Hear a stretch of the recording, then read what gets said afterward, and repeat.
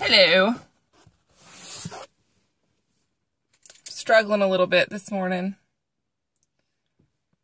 Everything hurts, including my forearms, which as a girl, I don't know how I feel about. I don't know. I don't want them to get bigger, but I do see, do you see all that vascularity? The veins. I ain't got no problem with vascularity in my forearms. I just wish it would curl on up. Come on up. Up, up. Struggling. Man, what would the gym be, or what would life be without a little bit of struggle, right?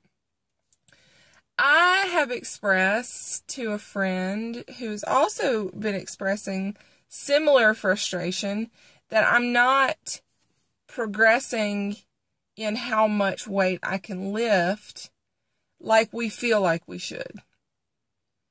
You know, you lift heavy weight, and the goal is to continue to be able to lift more and more weight. And obviously, I know I'm not going to hit a PR every time. I'm not interested in strongman lifts, but I feel like I've been lifting, like on bicep curls, I feel like I've been lifting the same 25-pound dumbbells. And please don't mistake me. I know for a lot of people, 25 pounds is like, what? You're lifting 25s? And, you know, other people are like, 25. I am not mad at the fact that I can lift 25. I'm excited and proud I can lift 25. But I have been stuck at 25-pound bicep curls for a long time, it seems. Same thing on some other lifts. You know, it's frustrating because you're in there and you're putting in hard work, and it does not get easier. They say it doesn't get easier, you get stronger. Well, I don't feel like I'm getting stronger either. So it's frustrating. But then something dawned on me. You cannot have progress without the struggle. When we lift weights, this is the way muscle works. If you want your muscle to get bigger, you have to make it stronger. So up until a certain point, you're not going to see the muscle really change other than it's getting stronger on the internal fibers. But if you don't apply that struggle, being the actual process of lifting, to let that muscle fight under that tension, the muscle is not going to change. You have to have the struggle to produce the change. Life is the same way. I mean, you know, there are certain concepts I remember in school having grasped fairly easily, and, you know, they don't really stick out all that big in my mind, the things that I was easily able to grasp without much of a struggle. The things, however, that I really had to work at and struggle and fight through to comprehend and understand and apply, those are the things that I remember. Those are the things that I apply to my life every day. You know, growing up, I was not the coolest of kids. I was a little nerdy, very awkward. A lot of kids are that way, but I struggled with, I wouldn't necessarily call it bullying. I wouldn't call it bullying, but a lot of teasing.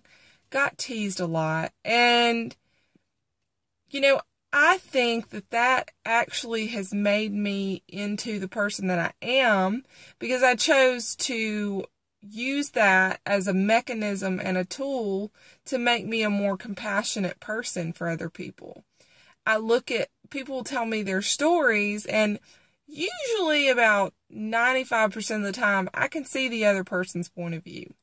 It single-handedly, I feel, well, not single-handedly, there were a lot of things at play there, but I feel like that helped make me into an understanding person, because what that teasing caused me to do was take a pause as an adult and understand that the reason why those kids said and did the things they did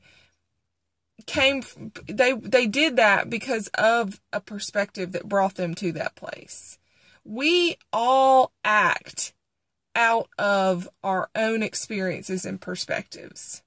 You know, people will say, oh, I know how you feel. And that's a nice, kind statement. The intent is good. But we really, unless you come to the table with the same personal life experience as that person, you don't know how they feel. It'd be impossible for you to know how they feel. But you got to have the struggle. I'm getting off track here. I'm tired and I'm sore. But I think this is important. You know, you're going to progress eventually if you sit in it long enough, but you're going to have to struggle up to that point. And it's all part of the process. Just like when you bake bread. You got to knead the dough, it's got to rise. You got to knead the dough, it's got to rise. You got to knead the dough, it's got to rise, and then you put it in the oven and you bake it, and it goes through this chemical process, and then you pull it out of the oven and it's delicious. It's bread. Mwah. C'est bon. You can't have the c'est bon without all of this process up to that point. Even if you go to the grocery store and buy it, there's a process. You got to get dressed. Got to get in the car. C'est bon. You got to have the process. You got to have the process. And in everything that's worth it, there's struggle. It's just all part of it. It's all part of it.